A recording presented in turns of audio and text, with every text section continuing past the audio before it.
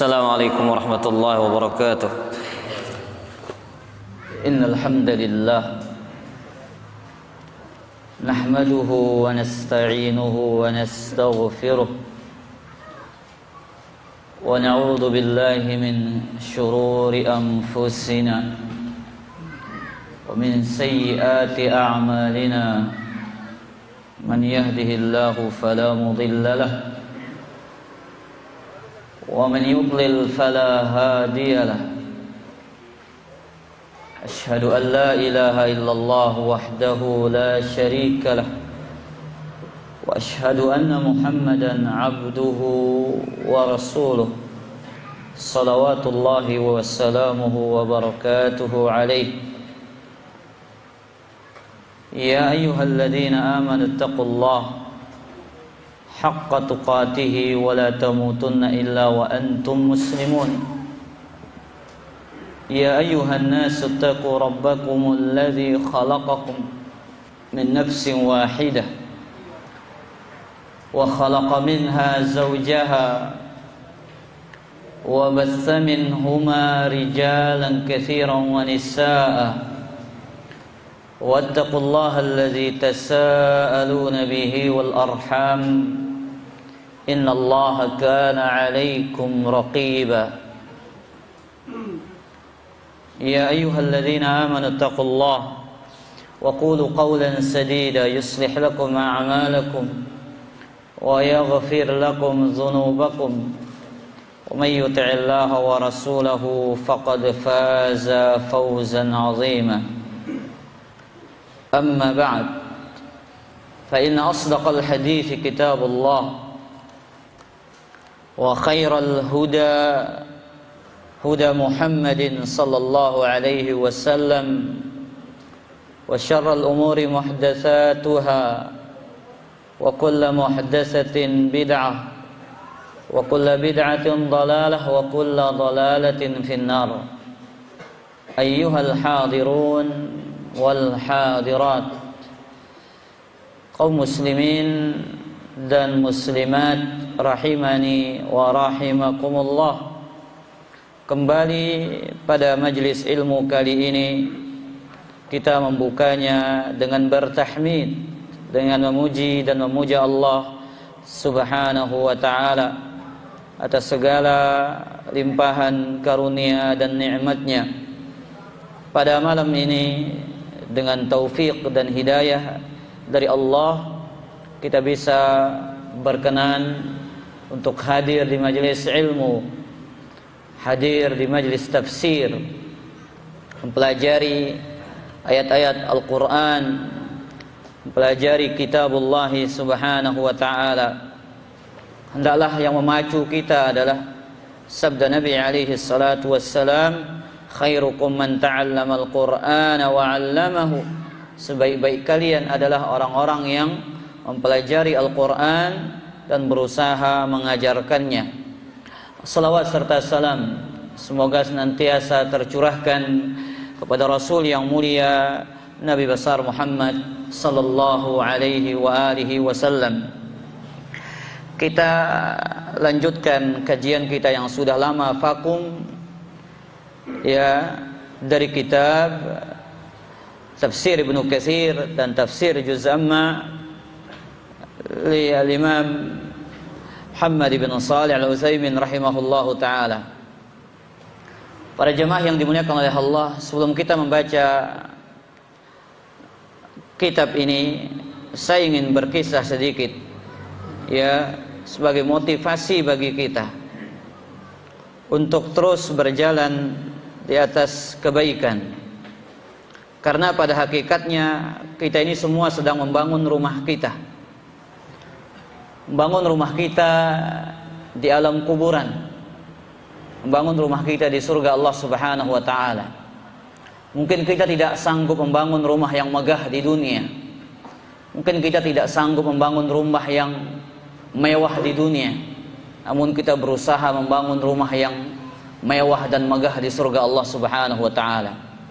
Disebutkan dalam kitab Ad-Durr As-Samin fi Tarjamatil Allamah Muhammad bin Shalih Al-Utsaimin rahimahullahu taala, Satu ketika Raja Saudi yang bernama Khalid bin Abdul Aziz bersama putra mahkota yang bernama Raja Fahad rahimahumullahu ta'ala jami'an, beliau berkunjung ke rumah Syekh Muhammad bin Shalih Al-Utsaimin rahimahullahu ta'ala.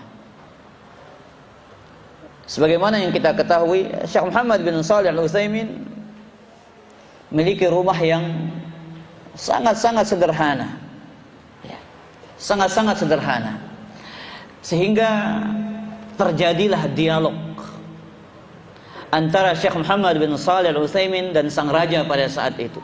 Dialog yang sangat fenomenal, yang penuh dengan pelajaran. Raja melihat rumah Syekh yang sederhana. Raja ingin menawarkan rumah, yang layak, ya, bahkan akan dibangunkan istana yang megah besar. Karena pada zaman itu siapa yang tidak kenal Syekh Muhammad bin Shalih Al-Utsaimin rahimahullah? Dari rakyat kecil sampai orang paling berkuasa di saat itu mengetahui siapakah Syekh Muhammad bin Shalih Al-Utsaimin rahimahullah ta'ala. Akhirnya melihat itu, sang raja menawarkan ingin membangunkan rumah yang megah besar. Apakah jawaban Syekh Muhammad bin Shalih Al-Utsaimin? Saya menghargai tawaran Anda, wahai raja. Semoga Allah membalas Anda dengan kebaikan. Tapi saya sudah membangun rumah saya di daerah Salihiyah, salah satu tempat di wilayah kotanya Syekh Muhammad bin Shalih Al-Utsaimin. Saya sudah membangun rumah saya di mana? Di daerah Salihiyah.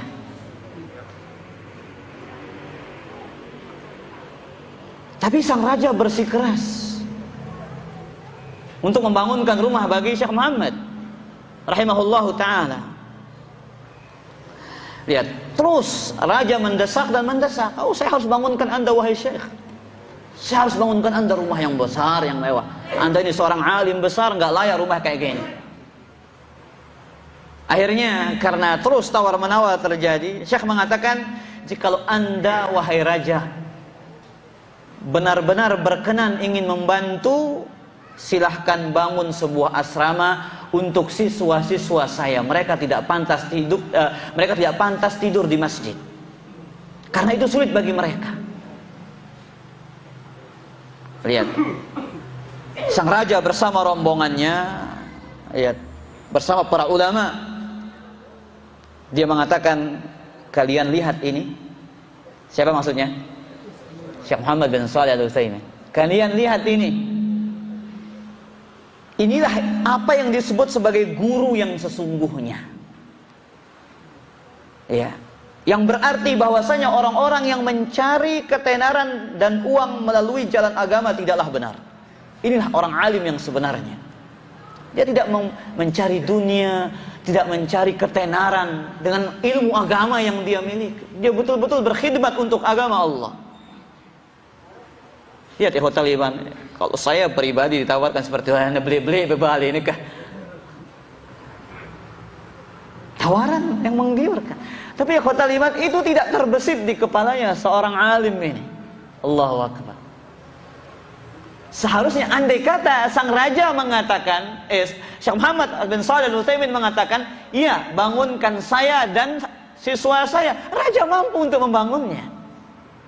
Tapi lihat, dia mengatakan saya sedang membangun rumah di mana? Daerah Salihiyah. Lihat, raja meninggalkan Syekh, sepakat udah, ya, bakal dibangunkan asrama bagi siswanya. Akhirnya sang raja pergi meninggalkan rumahnya Syekh rahimahullahu ta'ala. Datanglah sekonyong-konyong murid yang mendengarkan percakapan yang fenomenal itu antara dia dan sang raja. Wahai Syekh, katanya, kami tidak tahu Anda sedang membangun rumah di daerah Salihiyah. Kami nggak tahu.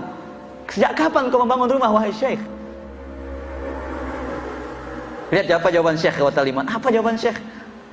Apakah kamu tahu komplek kuburan yang ada di daerah Salihiyah itu?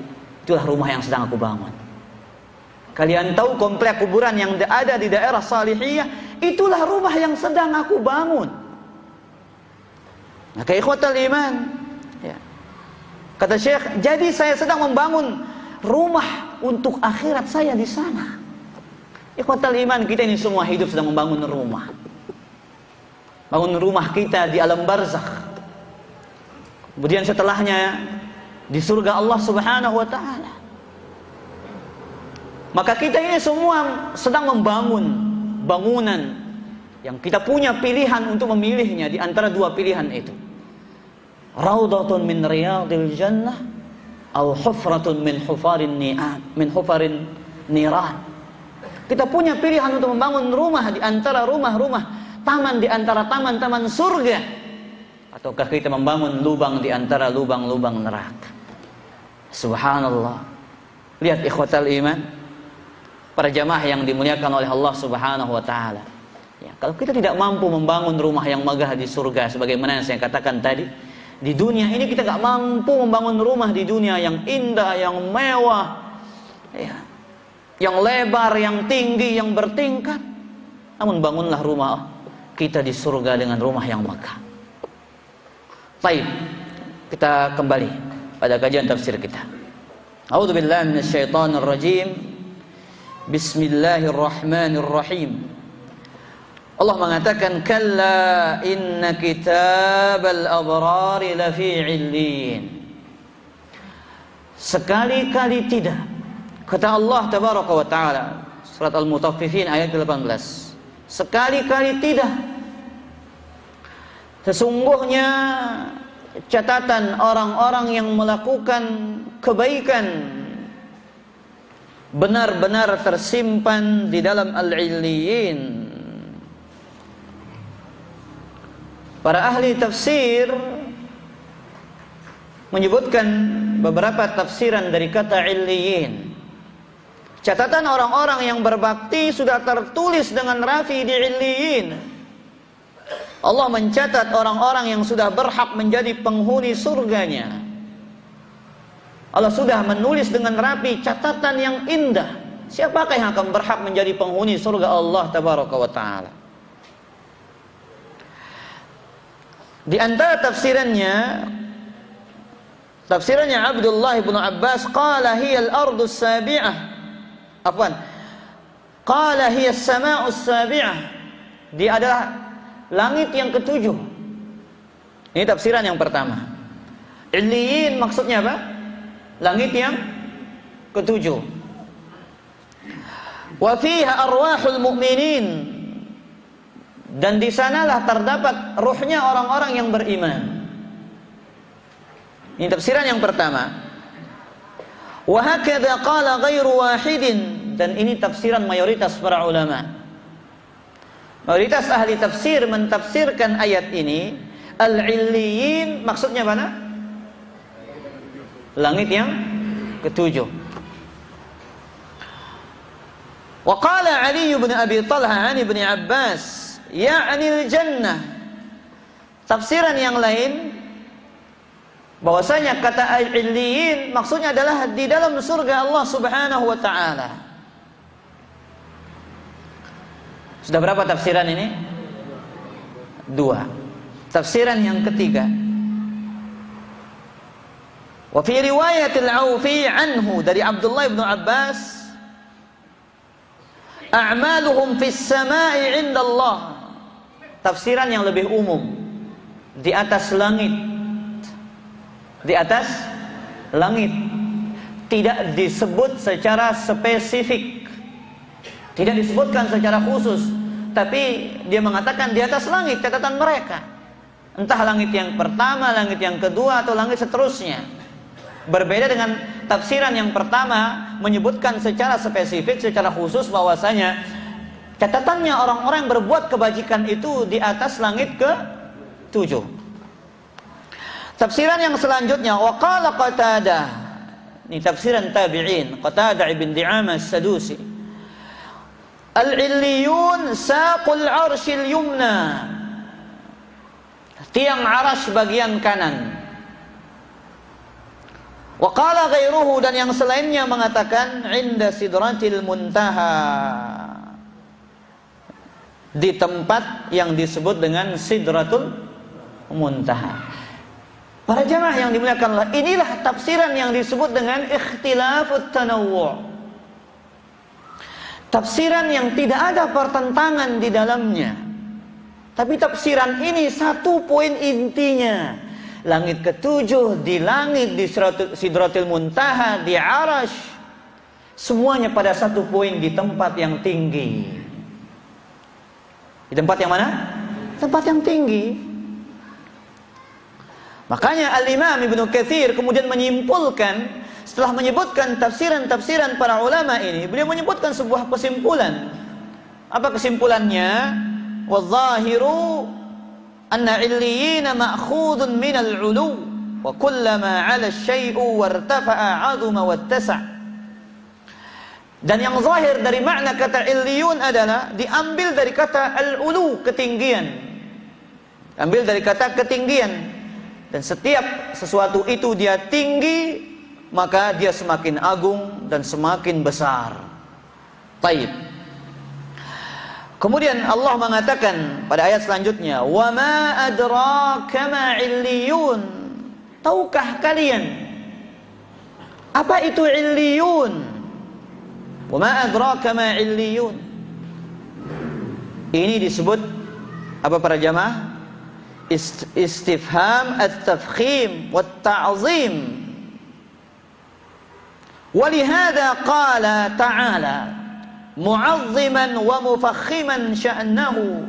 Oleh karena itu Allah Subhanahu wa taala mengagungkan, ya, memuliakan tentang perkara illiyin ini dengan bertanya, tahukah engkau apa yang disebut dengan illiyin? Allah jawab, kitabun marqum. Kitab, catatan yang berisi catatan-catatan amal. Yashhaduhul muqarrabun, yang dipersaksikan oleh malaikat. Yang dipersaksikan oleh malaikat. Kata Imam Muhammad bin Shalih Al-Utsaimin, al-muqarrabuna 'inda Allah humul ladzina taqarrabu ila Allah subhanahu wa ta'ala bi ta'atihi. Kata al-muqarrabun adalah orang-orang yang mendekatkan diri kepada Allah dengan ketaatan kepadanya. Maka orang yang banyak berbuat ketaatan, mereka orang-orang yang melakukan ketaatan kepada Allah subhanahu wa ta'ala. Orang-orang yang gemar melakukan kebaikan, a'malul bir, maka dia diberikan gelar al-muqarrabun, orang-orang yang didekatkan kepada Allah Subhanahu wa taala. Tapi al-muqarrabun di sini adalah para malaikat. Siapa? Para malaikat, berbeda dengan al-muqarrabun pada ayat selanjutnya dari surat yang sama ini. Al-muqarrabun di sini yashhaduhul muqarrabun, catatan yang tertulis di sana dengan rapi dipersaksikan oleh malaikat. Kenapa ikhwatal iman? Karena para malaikat adalah orang-orang yang paling sempurna ketaatannya kepada Allah Subhanahu wa taala, dan mereka adalah makhluk yang paling dekat dengan Rabbul Alamin.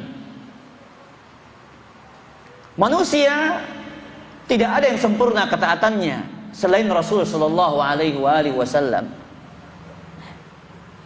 Apalagi sekelas kita. Iya. Apalagi sekelas kita, orang-orang yang banyak dosa, yang disebutkan kaidahnya oleh Nabi sallallahu alaihi wasallam, kullu bani Adam khata' wa khairul khata'in at-tawwabun. Setiap anak manusia banyak melakukan kesalahan, dan sebaik-baik yang melakukan kesalahan itu adalah mereka yang mau bertaubat kembali kepada Allah Subhanahu wa taala. Maka para jamaah yang dimuliakan oleh Allah, kita ingin sampai kepada gelar al-muqarrabun, orang-orang yang dekat kepada Allah. Cuman satu rumusnya. Rumusnya tidak berat. Rumusnya tidak berat, yaitu banyak beribadah kepada Allah dengan ibadah yang dicontohkan oleh Rasul sallallahu alaihi wasallam, maka Anda pasti akan mendapatkan gelar ini, al-muqarrabun. Yang mana gelar ini telah dicap, telah diberikan kepada siapa? Kepada para malaikatnya. Ya la ya'sunallaha ma amarahum wa yaf'aluna ma yu'marun. Bagaimana mereka tidak berhak dengan gelar ini? Mereka adalah satu-satunya makhluk yang tidak pernah bermaksiat kepada Allah dan tidak pernah melanggar perintah Allah Subhanahu wa taala. Baik. Maka para jamaah yang dimuliakan oleh Allah, kata al-muqarrabun ini bukan berarti ketaatan itu harus sempurna, enggak ada dosa, enggak. Karena kalau kita berbicara manusia dan dosa, dua sisi yang tidak bisa dipisahkan. Saya, antum semua yang hadir di tempat ini, kita ini berada di antara dua sisi, sisi kebaikan dan sisi tidak yang baik. Sisi taat, sisi maksiat. Iya. Di antara dua sisi ini, manusia terkadang pada sisi ini dan terkadang pada sisi ini. Manakala iman mereka bertambah, mereka pada sisi ketaatan, memperbanyak kebaikan kepada Allah. Manakala mereka jatuh ke dalam hawa nafsu mereka, dikalahkan oleh hawa nafsu mereka, ya, disitulah mereka jatuh ke dalam sisi maksiat dan dosa kepada Allah Tabaraka wa Ta'ala. Kemudian Allah mengatakan, subhanallah, innal abrara lafi na'im. Baik, innal abrara lafi na'im. Sesungguhnya hari kiamat, mereka orang-orang yang melakukan kebaikan, fi na'imin muqim wa jannatin fiha fadlun 'amim. Mereka berada di dalam kenikmatan yang abadi, yang tidak ada akhirnya. Mereka berada pada kenikmatan yang sangat luas, yaitu mereka adalah orang-orang yang disebut sebagai ahlul jannah, sebagai penghuni surga Allah Subhanahu wa taala. Ikhwatal iman rahimani wa rahimakumullah. Semua kita yakin dengan kematian. Tapi banyak orang yang seakan-akan tidak siap menyambut kematian. Semua orang yakin dengan surga. Orang beriman semuanya yakin dengan surga Allah. Tapi mereka tidak bersungguh-sungguh mengejar dan meraihnya. Mereka yakin dengan neraka, tapi mereka tidak bersungguh-sangguh untuk takut dari siksa dan azabnya. Maka ikhwatal iman rahimani wa rahimakumullah, Allah mengatakan innal abrara lafi na'im. Kata al-abrar diambil dari kata al-bir. Lan tanalul birra hatta tunfiqu ma tuhibbun. Kalian tidak akan pernah mendapatkan kebaikan sampai kalian menginfakkan apa yang kalian cintai. Albir artinya kebaikan. Al-abrar jamak dari kata albar. Albar, orang yang berbakti. Makanya anak yang berbakti, anak yang sedikit kesalahannya kepada orang tuanya, lebih banyak kebaikannya kepada orang tuanya. Jadi disebut bar, anak yang berbakti. Berbeda al-aq, iya, anak yang durhaka, iya, tidak baiknya lebih banyak daripada baiknya. Maka Syekh Muhammad bin Shalih Al-Utsaimin rahimahullah mengatakan, innal abrar ay al-abrar jam'u barrin wal barru katsirul khair, katsirut ta'ah, katsirul ihsan fi ibadatillah wal ihsan ila ibadillah. Fa haula'il abrar alladziina min Allah 'alaihim bi fi'lil khairat. Diambil dari kata bar, orang yang banyak melakukan kebaikan, orang yang banyak melakukan ketaatan, orang yang banyak beribadah kepada Allah, orang yang berusaha menyempurnakan ihsannya kepada Allah, dan orang yang senantiasa berbuat ihsan kepada makhluk. Lihat, ini kata al-abrar. Kalau kita ingin sampai kepada level ini, menurut tafsiran Syekh Muhammad bin Shalih Al-Utsaimin, mereka mengumpulkan dua sifat: banyak beribadah kepada Allah, dan mereka yang berbuat kebaikan kepada manusia. Taib. Maka ikhwatal iman rahimani wa rahimakumullah, pada ayat ini Allah memberikan janji yang mulia kepada orang-orang yang berbuat kebaikan. Dan Allah tidak pernah mengingkari janjinya. Ya, ketika Allah mengatakan dalam ayat yang suci ini, innal abrara lafi na'im, sesungguhnya orang-orang yang berbakti benar-benar berada di dalam kenikmatan yang abadi. Maka di sini seolah-olah Allah ingin mengatakan kepada kita, wahai orang-orang yang beriman, jadilah kalian orang-orang yang berbakti dengan betul-betul taat kepada Allah Subhanahu wa taala, dengan menjadi hamba-hamba yang taat kepada aturan Allah Tabaraka wa taala. Maka kalian pasti akan diberikan kenikmatan yang Allah telah janjikan kepada kalian di dunia, berupa kenikmatan yang abadi di surga yang tidak pernah terbesit oleh benak kalian, tidak pernah terdengar di telinga kalian, dan tidak pernah diketahui oleh hati siapapun. Kita sering mendengar sabda Nabi sallallahu alaihi wasallam dalam hadis qudsi yang diriwayatkan oleh Imam Al-Bukhari wa Muslim. Nabi sallallahu alaihi wasallam mengatakan, Allah mengatakan, a'dadtu li'ibadiyas salihin. Lihat ikhwatal iman, Allah mengatakan, aku telah mempersiapkan bagi hamba-hambaku yang saleh, hamba-hambaku yang saleh, orang-orang yang hidupnya dengan ibadah kepada Allah. Namun ikhwatal iman, ketika kita mengatakan ibadah, jangan persempit ibadah itu dengan pemahaman kita. Tapi pahamilah ibadah itu dengan pemahaman para ulama. Saya kerja nggak bisa ibadah.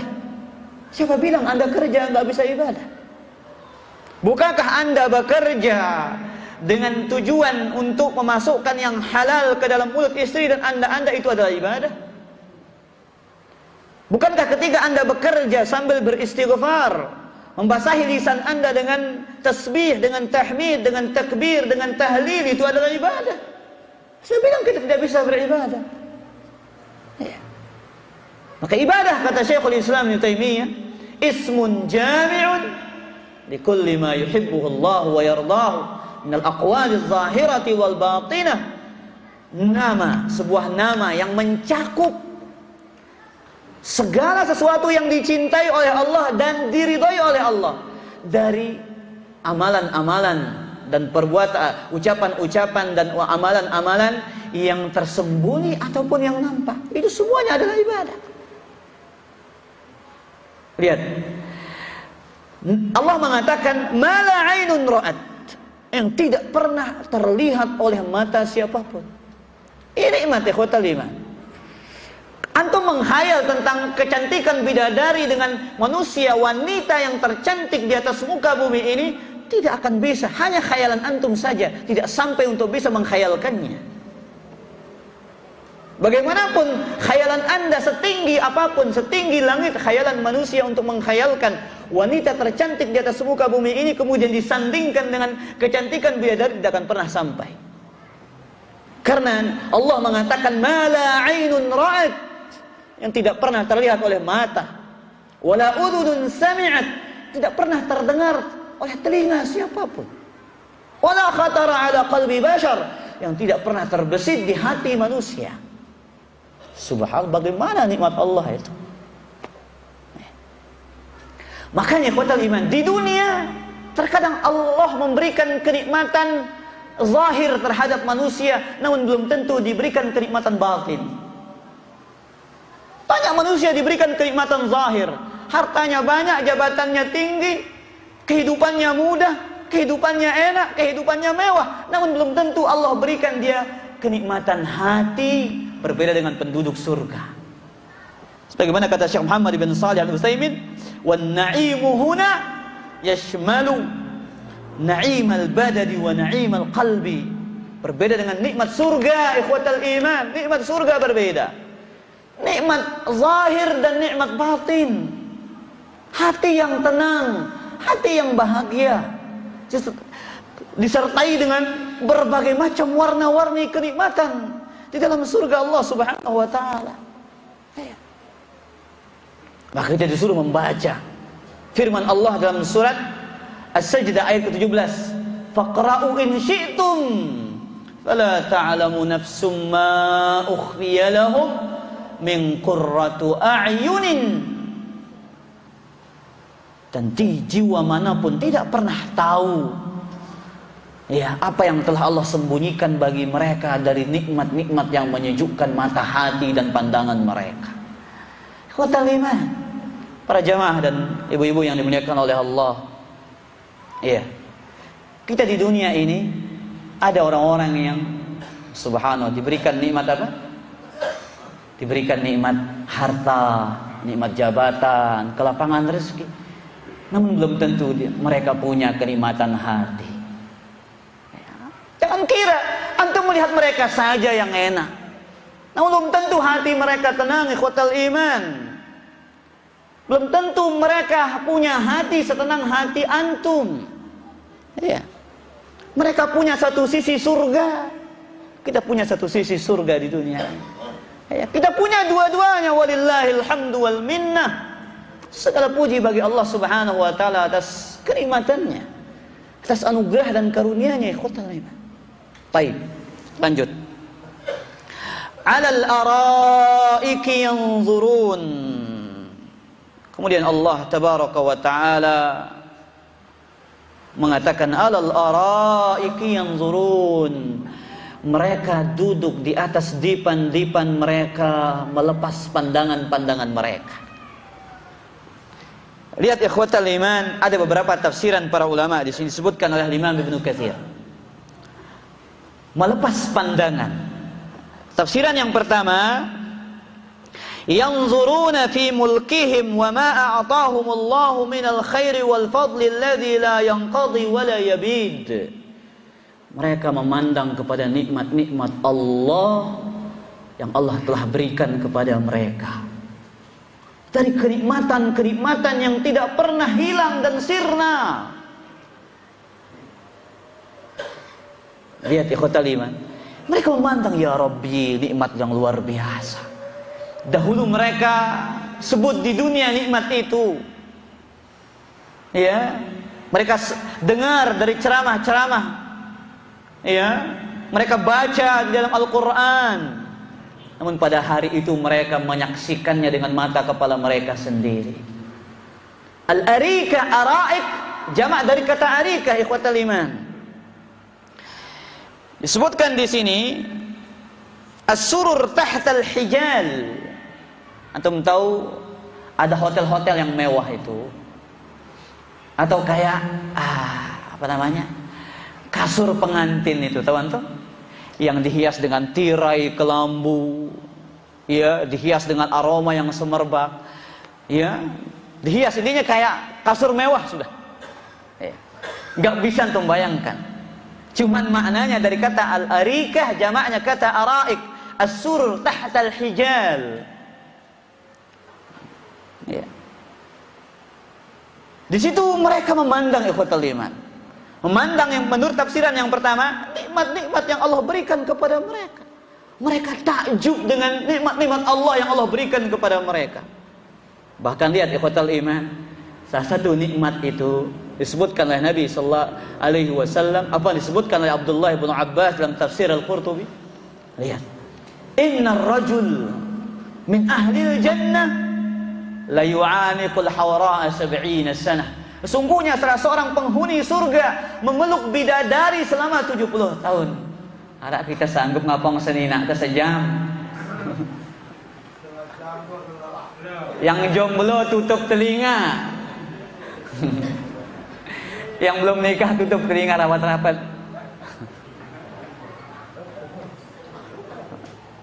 Banyak yang jomblo ini. Iya. Yang jomblo sekarang ini, jomblo bukan jomblo fisabilillah. Berat antum jomblo fisabilillah zaman ini. Fitnah di mana-mana ikhwatal iman. Iya. Tapi jomblo fisabili tahammulis syahwah. Jomblo yang susah payah menahan syahwat. Betul apa enggak ini para jamaah? Oh betul. Ya. Bawa syar'i pakai ini supaya cu ya ka. La ilaha illallah, boleh vokal syar'i. Baik. Lihat kata Abdullah bin Abbas, seorang penduduk surga memeluk bidadari itu selama berapa tahun? 70 tahun. La yamalluha wa la tamalluhu. Laki-laki tidak bosan dan sang bidadari tidak bosan. Ya Rabbi, Allahu Akbar. Subhanallah. Kullama ataha wajadaha bikran. Setiap dia menggaulinya, selesai itu dia kembali perawan. Ya Rabbi. Subhanallah. Ikhwatal iman, ini kenikmatan-kenikmatan seperti ini yang dikabarkan oleh mereka. Ini yang diyakini dengan keyakinan yang besar oleh para sahabat, sehingga mereka mengorbankan nyawa mereka dan harta mereka. Makanya Abu Bakar As-Siddiq mengimpakkan seluruh hartanya, Umar setengah hartanya, karena mereka yakin dengan surga ini. Ikhwatal iman, berbeda dengan kita, yakin kita terkadang setengah-setengah. Iya. Wa kullama raja'a ilaiha 'adat ilaihi syahwatahu. Nah, ini yang lebih berat lagi. Lihat ya, sudah selesai berhubungan, kembali syahwatnya lagi. Berbeda dengan kita. Entah lelah, nyerah, wah.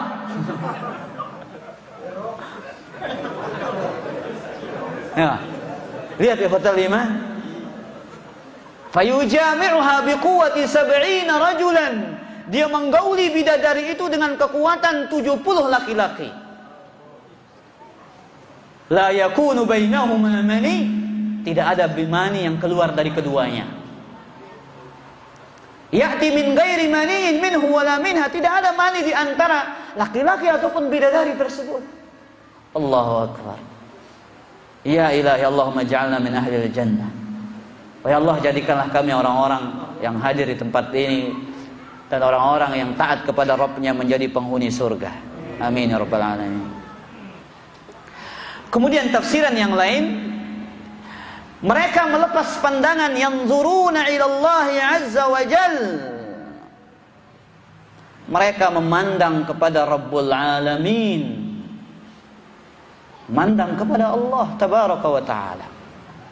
Ini akidah al-sunnah. Kita semua akan melihat Rabbul Alamin. Dalam hadis yang mutawatir, yang banyak diingkari oleh kelompok-kelompok yang menyimpang, ditakwil dengan takwilan-takwilan mereka. Ya. Kalau antum tonton ceramahnya Al-Ustaz Al-Fadil, guru kita Ustaz Firanda hafizahullah, membahas tentang akidahnya orang-orang Asy'ariyah, panjang lebar, itu bagus untuk tonton, tapi antum harus sabar. Ya. Menyebutkan di antara akidahnya orang-orang Asy'ariyah, memandang Allah itu bukan dari arah. Mereka meyakini memandang Allah tapi bukan dari arah. Coba antum bayangkan dulu, ada nggak orang memandang bukan dari arah? Makanya orang-orang Mu'tazilah tertawa melihat akidahnya orang-orang Asy'ariyah ini. Kenapa ya fatal iman?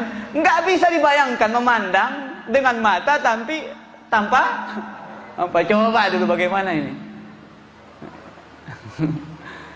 Illa kata orang-orang Mu'tazilah ini, kecuali kalau memandang melalui mata hati, bisa jadi nggak pakai arah, ya enggak? Iya. Tapi kita Ahlussunnah, kita meyakini memandang itu sudah memandang dengan mata kepala kita kepada Rabbul Alamin. Hadis Sahih Bukhari, Muslim dan yang lainnya, innakum satarawna rabbakum kama tarawna lailatal badri la tudammuna li ru'yati. Kalian akan melihat Rabb kalian sebagaimana kalian melihat bulan purnama terang benderang. Kalian tidak berdesak-desakan untuk saling melihat Allah tabaraka wa ta'ala. Simple, yakini, imani, selesai. Nggak perlu ada akal-akalan, nggak perlu ada logika, nggak perlu ada takwil. Baik. Ini tafsiran yang kedua, memandang kepada apa? Ikhwatal iman. Syar'i apa tafsiran si pertama, Bro? Lupa ingat bidadari udah ngeruan ini kan. Ayo mata hati nama. Hah? Tafsiran yang pertama, memandang ke apa? Memandang ke apa? La ilaha illallah. Amputang ano ini. Memandang kenikmatan yang Allah berikan. Yang kedua apa ikhwatal iman? Memandang kepada Allah Subhanahu wa taala. Tafsiran yang lain mengatakan saling memandang di antara mereka, teman-teman dekat mereka di dunia. Mereka dipertemukan kembali. Ya. Tafsiran yang lain mengatakan penduduk surga memandang kepada penduduk neraka, sebagaimana terjadi dialog dalam surat Al-A'raf. Wanada ashabul nari ashabal jannati ya an afidu alaina minal ma' aw mimma razaqakumullah. Penduduk neraka memanggil penduduk surga, wahai penduduk surga, berikan kami setetes air atau sedikit dari Allah yang rezeki Allah yang Allah berikan kepada kalian. Sesungguhnya Allah telah mengharamkannya kepada orang-orang kafir. Jadi antara tafsiran para ulama. Tapi ya, ini semuanya bisa terjadi khotal iman. Tidak ada pertentangan dengan tafsir ini. Pertentangan apa enggak ini? Enggak, kemungkinannya bisa terjadi semuanya. Bisa jadi kita akan memandang kepada Allah, memandang kepada kenikmatan Allah, memandang kepada orang-orang terdekat, sahabat kita di dunia, orang-orang yang taat, kemudian memandang kepada penghuni. Semuanya itu bisa terjadi di surga Allah Subhanahu wa taala. Baik.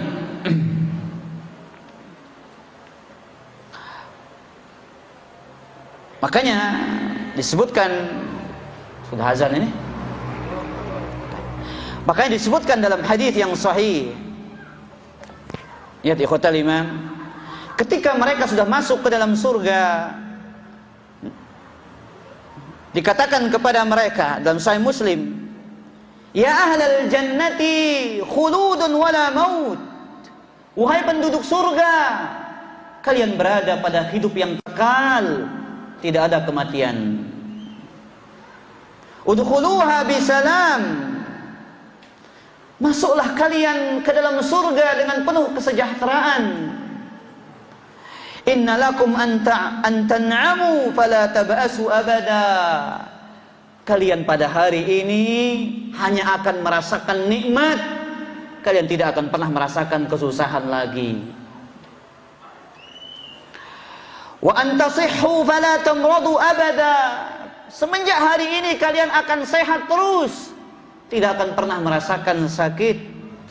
Wa antashubbu fala tahramu abada. Kalian akan muda terus, tidak akan pernah tua.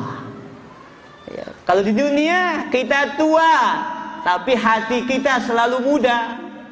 Ya, rambut sudah berubah, umur wahtoa, lagu angan masih baca. Ya, makanya Nabi sallallahu alaihi wasallam mengatakan dalam hadisnya, manusia itu tua, namun dua selalu muda. Iya, kecintaan kepada harta dan apa para jamaah? Hah? Dan ingin umur panjang. Itu yang selalu mudah pada manusia. Ti makna tawa me pelo dah umur. Padahal jatah wah jelas. 60 ila 70. 60 sampai 70. Lamun nara lebih bonus. Lagu layan si kurang. Apalagi musim Covid. Iya. Maka para jamaah, di samping prokes, jangan kita prokesnya nomor 1, prokes agamanya nomor 2. Iya. Mana prokes masker, rajin cuci tangan, atur jarak, tapi zikirnya nggak pernah. Iya, ya sama saja. Prokes agama nomor 1, aturan agama nomor 1. Baik.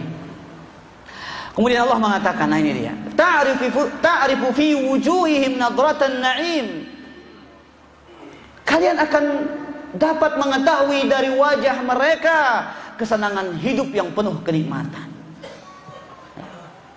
Di dunia ini kita tahu mana orang-orang yang lagi bahagia dan mana orang-orang yang lagi kurang bahagia. Sedih, lemas, sarwana. Kumbelah, ilallah, susah ini. Mana? Keruan, loyo, lemas-lemas seru aja, Pak. Arak bawah ini. Sumringah, tersenyum. manis senyumannya, masya Allah. Kenapa? Lagi bahagia, lagi enak hidupnya. Coba kalau lagi susah, kumbe dah, ini aloka, nyarla jama hidup ini, mana? La ilaha illallah. Baik. Yusqawna min rahiqin makhtum. Nah, ini dia ikhwatal iman, rahimani wa rahimakumullah. Mereka diberikan minum dari khamar yang murni, tidak memabukkan, tutupnya masih tersegel. Lihat kata Imam Al-Hafidz Ibnu Katsir rahimahullahu taala, ya, yusqawna min khamrin minal jannati. Mereka akan diberikan minuman dari minuman khamar yang ada di dalam surga. Warrahiqu min asma'il khamr. Ya. Jadi rahiq ini nama di antara nama khamar di dalam surga Allah Subhanahu wa taala. Jadi ikhwatal iman, ya, rahiq itu salah satu jenis khamar. Di dunia ini kita diharamkan minum minuman keras. Tapi ingat, di akhirat kita akan mendapatkannya. Khamar yang sempurna. Dan ingat, para ulama menyebutkan sebuah kaidah dari hadis Rasul sallallahu alaihi wasallam, barang siapa yang ingin bersegera mendapatkan perkara-perkara yang diharamkan bagi mereka di dunia, ya, mereka akan mendapatkannya di akhirat pada hari kiamat. Yang diharamkan di dunia akan didapatkan pada hari kiamat. Contoh, kata Nabi sallallahu alaihi wasallam, lihat, man syaribal khamra fid dunya thumma lam yatub minha hurimaha fil akhirati. Barang siapa yang meminum minuman keras di dunia kemudian dia mati dalam keadaan tidak bertaubat, Allah akan haramkan dia untuk meminumnya. Nah, ini dia kaidah ini para jemaah. Sindena mau di dunia, mau di akhirat. Si mau di dunia, mohon maaf, namun dia taubat aja, urung wah mau. Yang kedua, kata Nabi SAW, la talbasul harira, fa innahu man labisahu fid dunya lam yalbashu fil akhirah. Janganlah kalian memakai sutra di dunia, karena sesungguhnya barang siapa yang memakai baju pakaian dari sutra, maka dia tidak akan diberikan memakainya pada hari kiamat. Sedangkan sutra ini pakaiannya penduduk siapa? Penduduk surga Allah. Hadis yang lain riwayat Bukhari Muslim, la talbasul harira walad dibaj wala tashrabu fi aniyatiz zahabi wal fiddah. Janganlah kalian memakai sutra, ya, dibaj ini juga jenis sutra. Dan janganlah kalian meminum dan makan dari bejana-bejana yang terbuat dari emas dan perak. Wala ta'kulu fi sihafiha fa innaha lahum fid dunya wa lana fil akhirah. Itu bagi mereka orang-orang kafir di dunia, sedangkan itu bagi kita di mana? Di akhirat. Ikhwatal iman, rahimani wa rahimakumullah. Kata Syekh Muhammad bin Shalih Al-Utsaimin rahimahullahu taala, yusqawna min rahiqin makhtum, yakni al-abrar, orang-orang yang berbuat kebajikan. Yasqihumullahu azza wa jalla bi aidil khadamil ladzina wasafahumullahu biqaulihi. Jadi Allah akan memberikan mereka minum melalui pelayan-pelayan. Ada pelayan-pelayan yang melayani kita, ya. Di dunia nggak punya uang buat gaji pembantu, nggak bisa ada yang melayani, terpaksa kerja sendiri. Yang punya kelebihan rezeki, ya bayar pembantu, bantunya 2, bantunya 3 buat melayani dia. Tapi di akhirat kekuatan iman, nggak perlu antum khawatir, semuanya pakai serba pembantu. Lihat, yatufu alaihim wildanum mukhalladun, akan berkeliling kekuatan iman. Iya, pembantu-pembantu yang muda-muda tidak akan pernah tua. Bi akwabin wa abariq wa ka'sim min ma'in, dengan gelas-gelas cerek-cerek yang diambil dari mata air yang mengalir. La yusaddauna wa anha wa la yunzifun, yang tidak menimbulkan mabuk dan tidak menimbulkan rasa pusing. Kalau orang minum khamar di dunia, mabuk apa enggak? Ya mabuk ya hotel lima. Tapi khamar di akhirat berbeda. Ya. Khamar di akhirat berbeda, tidak menimbulkan pusing dan tidak menimbulkan mabuk. Ya. Maka yang pernah minum khamar taubat para jamaah. Iya, taubat supaya antum dapat jatah di akhirat. Kalau nggak taubat ya nggak bakal dapat jatah lagi di akhirat. Bahkan juga Allah berfirman dalam surah Muhammad, "Matsalul jannati allati wu'idal muttaqun, fiha anharun min ma'in ghairi asinin, wa anharun min labanin lam yataghayyar ta'muhu, wa anharun min khamrin ladzatil lisyaribin." Perumpamaan penghuni surga yang dijanjikan kepada orang-orang yang bertakwa, di dalamnya ada sungai yang mengalir dari air yang tidak pernah berubah rasanya dan aromanya, sungai-sungai susu. Ya khotal iman, sungai-sungai susu. Wah, kita kuku susu ini. Di akhirat ada yang tidak pernah berubah rasanya, dan sungai-sungai dari khamar yang lezat rasanya bagi orang-orang yang meminumnya. Baik, khotal iman, demikian kajian kita pada kesempatan malam ini. Kita akan lanjutkan pada pertemuan selanjutnya insyaallah, pada pertemuan yang akan datang. Ya, mungkin sekarang saya mengisi 2 kali saja khotal iman. Ya, 2 kali dalam sebulan, berhubung karena beberapa ikhwah kita ini ya banyak meminta jadwal di luar. Ya, banyak meminta jadwal di luar, jadi kita saling toleransi kah. Ya, kita pada ngembang batul bagian. Taib, Allah taala ala wa alam, azan dulu baru kita tanya jawab. Silakan ditulis pertanyaannya. Alhamdulillah, wassalatu wassalamu ala Rasulillah, wala haula wala quwata illa billah. Bolehkah sholat di rumah saat ikut kajian di tempat tersebut namun rumah itu dekat dengan masjid? Boleh, tidak ada masalah. Misalkan karena ada maslahat, seperti misalkan masjid itu adalah masih banyak perkara bid'ahnya misalkan. Terlebih ada uzur berupa kajian. Ya, dan kita tahu terkadang kajian itu melebihi waktu dari masjid-masjid yang biasa. Ya, mungkin ada tanya jawabnya atau yang semisal dengannya. Selama itu dilakukan secara berjamaah. Nah, Allahu taala ala wa ala. Kecuali khotal iman, kalau sampai ya masjid tersebut dijadikan kosong tanpa ada jamaah sama sekali, baru ini nggak boleh. Misalkan dia tinggalkan masjid, kemudian dibuat kajian di rumah. Ya, disolatnya di rumah, kajian semuanya di rumah. Sampai-sampai tidak ada yang mengisi masjid tersebut, maka ini hukumnya tidak boleh. Ini menelantarkan haknya masjid untuk didirikan dan ditegakkannya salat berjamaah. Ya. Namun karena mungkin ya sebagaimana kebanyakan yang terjadi ini pada ikhwan kita ini, biasanya mereka ingin mengadakan suatu kajian, tapi di tempat tersebut biasanya masjid-masjid yang belum mengenal sunnah. Kita minta izin kajian, kadang tidak diberikan kesempatan. Akhirnya buat kajian di rumah, kemudian akhirnya ya sholat di rumah juga. Ya. Dan itu bukan setiap hari khotal iman juga, maka tidak mengapa. Itu juga bukan setiap hari. Kalau setiap hari sampai melalaikan haknya masjid, maka ini yang tidak boleh. Nah, kalau sekali waktu kayak di tempat ini sekali seminggu dan yang lainnya, insyaallah ini tidak masalah. Wallahu taala ala wa ala.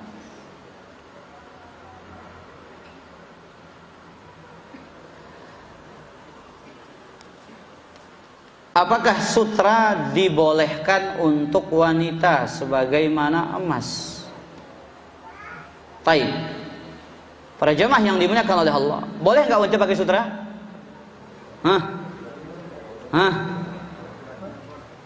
Boleh apa enggak? Boleh apa enggak? Ini pernah kita bahas ini para jamaah. Ayo, boleh apa tidak? Taib, syarif, boleh apa tidak? Taib, ahsan. Kalau wanita itu diperbolehkan. Kesepakatan mazhab yang 4. Abu Hanifah, Malik, Syafi'i, Imam Ahmad, semua mengatakan hukumnya boleh sebagaimana datang dalil yang sahih. Ya. Ini dihalalkan untuk yang wanita dari umatku dan diharamkan untuk laki-lakinya. Ketika Nabi SAW menyebutkan emas dan sutra boleh. Ya. Apakah mereka kalau makainya? Ya tetap, karena memang mereka berlaku boleh di dunia. Kalau kita laki-laki sama sekali nggak boleh, kecuali memang ada uzur darurat. Seperti sebagaimana dalam hadis yang sahih, ada salah seorang sahabat yang terkena penyakit gatal. Ya, dia diperbolehkan karena saking penyakitnya yang parah, dia diperbolehkan memakai pakaian dari sutra. Ya. Karena itulah kaidahnya para ulama, ad-daruratu tubihul mahdhurah. Perkara darurat itu membolehkan perkara yang tidak diperbolehkan. Wallahu taala ala wa alam. Cari ya buka tangan. Pas kemarin Ustaz sama juga bahasan ini masalah surga dan apa namanya dengan bidadari.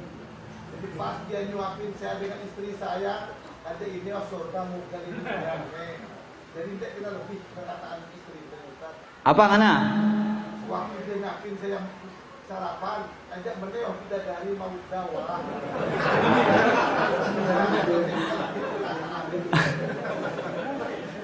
La ilaha illallah. Artinya dia digombalin sama istrinya ini. Ya. Jadi istrinya gombalin dia dengan mengatakan, ya, engkau sudah mendapatkan apa? Bidadari di sini. Apakah itu tidak berlebihan?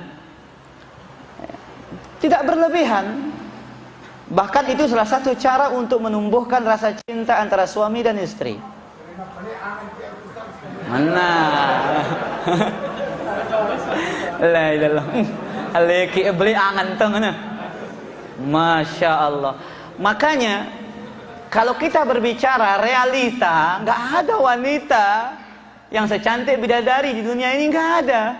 Antum cari wanita dari yang paling putih, ya, dari ujung timur sampai ujung barat, nggak ada wanita manapun yang akan bisa menyaingi kecantikan bidadari. Tidak ada. Makanya itu yang diperbolehkan di dalam agama. Itulah dusta yang diperbolehkan. Istri Anda lagi berdusta, tapi dusta yang syar'i. Nah, ini dusta yang syar'i ini. Iya.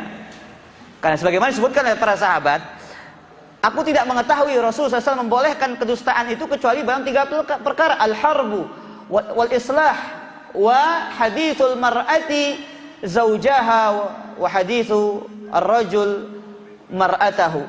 Aku tidak mendengar Nabi memberikan rukhsah keringanan berdusta itu kecuali 3: perang, kemudian mendamaikan 2 orang yang berseteru bertikai, kemudian yang ketiga seorang suami yang menggombalin istrinya dan istri yang menggombali suaminya. Itu baru boleh.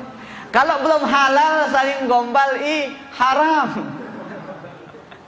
Iya. Nah, wallahu taala ala wa alam. Nah, Pendi. Bagaimana hukumnya imam sholat wajib membaca mushaf di depannya Ustaz? Dan bagaimana hukumnya kita yang jadi makmum?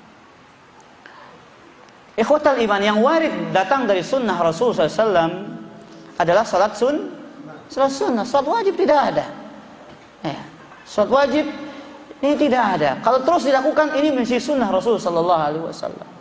Karena dalil-dalil menunjukkan bahwasanya Rasul dan para sahabatnya itu membaca dari mana? Membaca dari hafalan mereka, bukan dari mushaf. Nah, wallahu taala ala wa alam.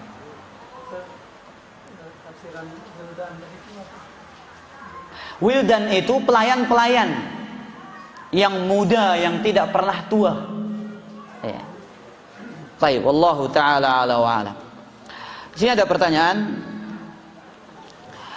Izin bertanya di luar tema. Apakah kita sholat berjamaah kita menjumpai saf yang berada di antara dua tiang? Apakah kita ikut masuk ke saf tersebut atau membuat saf sendirian di belakang? Maka ikhwatal iman rahimani wa rahimakumullah, ini disebutkan para ulama sholat bainas sawari, sholat di antara tiang-tiang masjid. Sebutkan dalam hadis dari Imam Ibnu Majah dari sahabat yang mulia Muawiyah bin Qurrah dari bapaknya, qala kunna nunha an nasufu bainas sawari ala ahdi Rasulillah sallallahu alaihi wasallam, ya, wa nutradu anha tarda. Kami dilarang membuat saf di antara tiang-tiang, ya, dan kami diusir dengan keras oleh Rasulullah SAW bagi yang sholat di antara tiang-tiang tersebut. Ya. Tapi bukan berarti sholatnya nggak sah, sholatnya sah kata para ulama, tapi mereka jatuh ke dalam perkara makruh karena sebagian para ulama mengatakan ini hukumnya apa? Hukumnya makruh. Tapi lihat para jamaah, tegas Nabi mengusir para sahabat. Iya. Bahkan Anas bin Malik mengatakan, "Kunna nattaqi hadza ala ahdi Nabi sallallahu alaihi wasallam." Kami menjauhi perkara seperti ini, salat di antara tiang di zaman Nabi sallallahu alaihi wasallam. Kapan diperbolehkan? Tatkala masjid itu sesak. Masjid itu sempit. Ya, kemudian tidak ada jalan untuk membuat salat kecuali dengan tiang itu, maka barulah dia boleh salat di antara tiang. Jelas ini para jamaah? Nah, Allah taala ala wa ala. Maka ya, kalau orang itu tidak tahu, ya ditarik ke belakang. Apa kalau dia tidak tahu, ikut sholat bersama dia, jangan memutus saf. Tapi kalau dia sudah tahu bersama-sama ngaji sunnah, tarik ke belakang. Nanti ceramahin setelah sholat. Tapi nanti kalau orangnya nggak kenal sunnah, jangan coba-coba. Iya. Makanya dikatakan khatibun nas bima ya'qilun. Ajak manusia itu berbicara sesuai dengan kadar akal mereka. Ya antum, masjid yang nggak pernah ngaji sunnah, sholat di antara tiang, ikut sudah bersah. Iya. Jangan tarik, mundur. Antum tarik dia. Oh, nanti saya sholat begitu akhirnya. Pada saat itu mereka belum mau menerima dalil para jamaah. Karena apa? Hati mereka belum pernah tersentuh dengan dalil itu. Iya. Karena mereka sama sekali tidak tahu tentang perkara itu. Dan manusia itu tabiatnya mengingkari sesuatu yang mereka tidak ketahui, ya bang enggak? Waduh, ajaran baru ini, sesat ini. Mana? Kumbi nih, datang ngaji, coba ada datang ngaji dengar ya, oh bagus nih, mana? Oh ternyata bagus. Ya, kalau dia tidak dengar, tapi kalau belum didengar ya, jangan ikut sana. Kenapa? Cara menguburkan pelekuna, mana? Lah, macam fitnah ini kota Liman. Kenapa? Enggak pernah dia ikut masalahnya, cuman dengar fitnah. Itulah manusia mengingkari sesuatu yang mereka tidak ketahui. Wallahu taala ala wa alam. Nah, ini pertanyaan yang sering ditanyakan kepada saya beberapa kali ini. Masalah memiringkan shaf di masjid yang sudah ditentukan kiblatnya. Ini pernah saya ditanyakan di Al-Irsyad. Pernah Pak Haji? Bukan ya? Atau lupa saya di masjid yang mana? Para jamaah yang dimuliakan oleh Allah, ya, saya ingin jelaskan keadaan sholat menghadap kiblat. Yang antum harus ilmui dulu ini. Yang pertama, antum sholat berada di depan Ka'bah. Antum berada di sekitar Ka'bah. Maka di sini kata para ulama, antum harus menghadap kepada fisik Ka'bah itu secara langsung. Tak boleh melenceng sedikit pun. Antum melenceng, sholat antum nggak sah. Kita berbicara sholat di depan Ka'bah secara langsung. Jika melenceng, sholatnya tidak sah.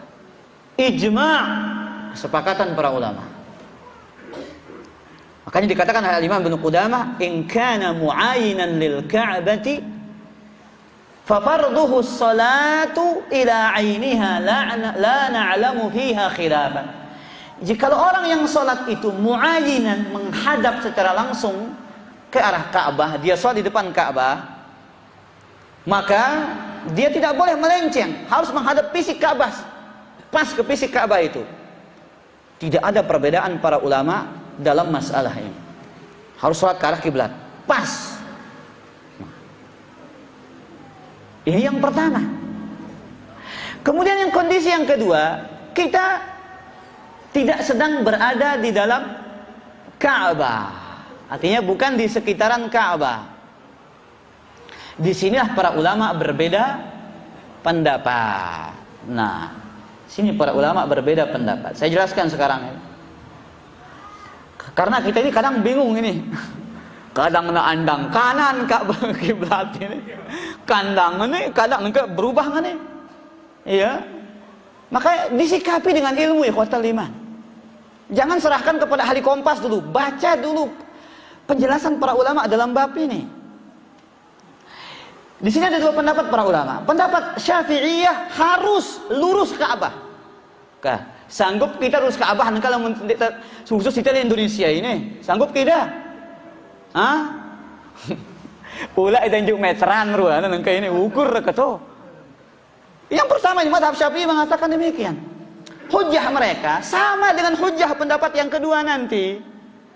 Ayat surat Al-Baqarah ayat 144, "Fawalli wajhaka syatral Masjidil Haram wa haitsu ma kuntum fawallu wujuhakum syatra." Hadapkanlah wajahmu ke arah Masjidil Haram. Iya, di mana saja engkau berada, hadapkanlah wajahmu ke arah itu. Kata para ulama Syafi'iyah, kata syatra, artinya ayat tersebut bukan sekedar arah kiblat, kata Imam Syafi'i, kata para ulama Syafi'i, bukan sekedar kiblat, harus pas kebangunan kiblat. Iya. Kemudian pendapat yang kedua, pendapat jumhurul ulama. Pendapat jumhur Hanafiyah, Malikiyah, Hambaliyah, dan salah satu pendapat Syafi'iyah. Mereka mengatakan tidak harus pas menghadap fisik ke Ka'bah.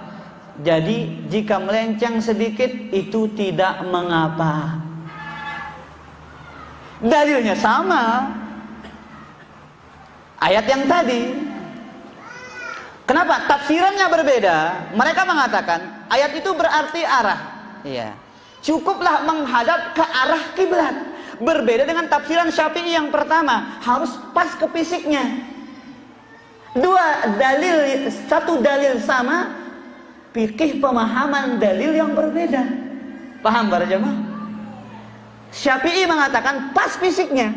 Syatrah itu artinya pas fisik Ka'bahnya. Kalau jumhur mengatakan syatrah itu maksudnya arahnya, enggak harus pas fisiknya. Paham? Baik, itu penjelasan mereka. Dan dikatakan juga oleh Nabi SAW dalam hadis yang sahih dari Imam At-Tirmidzi, "Ma bainal masyriqi wal maghribi qiblah." Antara timur dan barat itu kiblah, enggak harus lurus. Antara timur dan barat. Kenapa? Penduduk Madinah dan sekitarnya itu berada di wilayah utara atau wilayah selatan Ka'bah. Antara timur dan barat itu jadi kiblat mereka. Kalau kita di Indonesia sesuaikan dengan arah kita. Antara dua arah itulah kiblat, enggak harus pas. Maka kalau sudah itu kiblat yang ditetapkan masjid itu sudah enggak harus pas, ikhwatal iman. Kalau antum ingin ngepaskan, datangkan ahlinya. Harus ahli yang datang. Jangan kita ini yang bukan ahlinya, ahli kompas antum suruh datang ke sini. Iya, ke masjid yang mana antum katakan kurang pas, datang. Kalau memang terlalu melenceng, ya betulkan sedikit. Paham ini para jamaah? Ya, kan kita punya kaidah, fasalu ahla dzikri in kuntum la ta'lamun. Tanyakan kepada ahlinya. Ya, kalau kita tanyakan kepada ahli HP, satu, ketian, nah, balik kanan. Datang habis sekali, beda, kecil sekali. Akhirnya lalang menjak berubah kiblat ini para jamaah. Iya, kenapa? Bukan ahlinya. Kalau antum undang depak itu. Makanya kalau bikin masjid itu siapa? Ya ahli kompas itu atau orang depak itu yang kita undang. Tentukan mana kiblat yang kira-kira pas arahnya dengan arah kiblat. Makanya nggak harus rubah arah kiblat ya, kecuali kalau memang jauh melencengnya. Lihat, Nabi sangat indah menggambarkan hadis antara timur dan barat itu kiblat. Lihat, artinya luas itu masih ruang yang besar untuk jadi kiblat itu. Lihat para jamaah, ruang yang besar kiblat itu enggak harus pas. Paham ini para jamaah? Allahu taala. Makanya kita ini terkadang beragama itu berlebihan. Ya. Papa sindik berlebihan itu. Ya. Papa yang harus santai, tidak mau kita santai, kata Leman. Ya, pakai kaidah agama ini sudah. Wallahu taala a'lam. Ini bukan menyinggung tempat ini ya. Ini umum di banyak masjid saya jumpai seperti itu.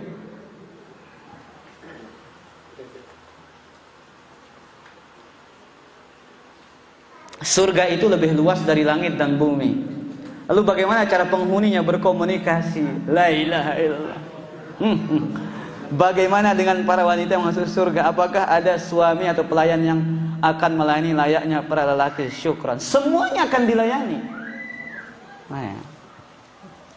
Nggak usah antum bertanya bagaimana cara berkomunikasi. Imani innallaha ala kulli syai'in qadir. Sungguhnya Allah Maha mampu atas segala sesuatu. Bahkan jarak antara satu surga dengan satu surga yang lainnya jarak antara langit dan bumi. Surga itu 100 tingkatan, ikhwatal iman. Jarak antara satu surga dengan surga yang lain jarak antara langit dan bumi. Makanya pantas Om Pol yang bertanya di kajian Terara kalau tidak salah dulu, ketika menjelaskan hadis ini, berarti anak kelip di surga ini Ustaz, karena hadisnya kita keletek karena saya pakai terbang katanya. Fala ta'lamu nafsum ma ukhfiya lahum min qurrati a'yun. Enggak usah antum pikirkan, jiwa ini enggak tahu. Imani saja semuanya dipermudah di sana. Semua kenikmatan yang antum inginkan ada di dalam surga Allah Subhanahu wa taala. Nah, Allah taala ala wa ala.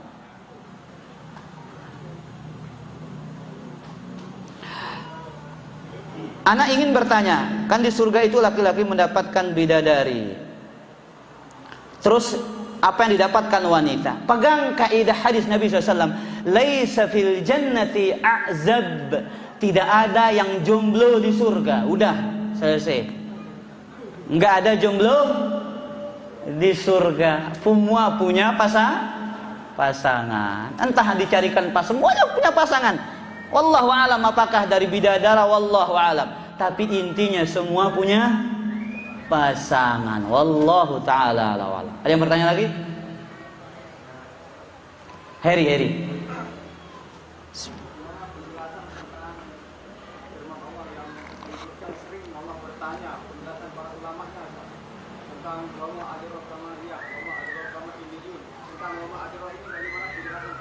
Sudah kita katakan ini istifham litta'zim wat tafkhim. Bertanya untuk mengagungkan apa yang ditanyakan.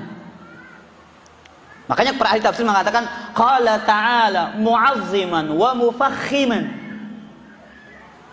Sebagaimana saya bacakan tadi. Allah berfirman untuk mengagungkan perkara yang ditanyakan. Iya. Lihat apa? Wa ma adraka ma 'illiyun, mengagungkan. Illiyun, al-qari'ah, wa ma adraka ma al-qari'ah. Tentang al-qari'ah hari kiamat ditanyakan, tahukah kalian apa al-qari'ah? Untuk mengagungkan tentang betapa agungnya dan dahsyatnya hari kiamat itu. Jadi ada pertanyaan dalam uslubnya bahasa Arab itu, pertanyaan untuk mengagungkan, ada namanya pertanyaan istifhamu inkari, pertanyaan untuk mengingkari. Nah, jelas seri ini. Nah, wallahu taala ala wa alam. Kita kira demikian kajian kita pada kesempatan kali ini. Kurang lebihnya mohon maaf. Subhanakallahumma bihamdika asyhadu an la ilaha illa anta astaghfiruka wa atubu ilaika. Wassalamu alaikum warahmatullahi wabarakatuh.